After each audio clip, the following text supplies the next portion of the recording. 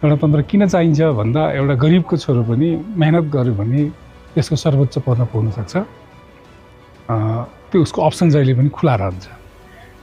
दोस्रो, फ्रेन्च रेभोल्युसनले गरेको के हो भने तीनटा कुरा हैन, इक्वालिटी, लिबर्टी, फ्याटर्निटी भन्छ हैन। त्यो तीनटा कुरालाई चाहिँ यो डेमोक्रेसीले एउटा महत्त्वको रूपमा हेर्छ र त्यो हामीलाई चाहिन्छ।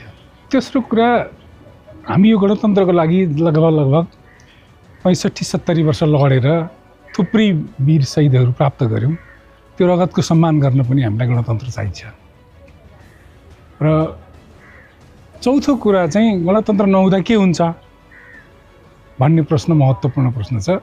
गणतन्त्र नहुँदा सङ्घीयता हुँदैन, धर्मनिरपेक्षता हुँदैन, बहुदलीयता हुँदैन, आरक्षण हुँदैन र जति जुनसुकै अधिकार हामीले पछिल्लो संविधानबाट प्राप्त गरेका छौँ, जसलाई कसैले सीमित भन्लान्, कसैले असीमित भन्लान्, यी सबै अधिकारहरूको हनन हुन्छ।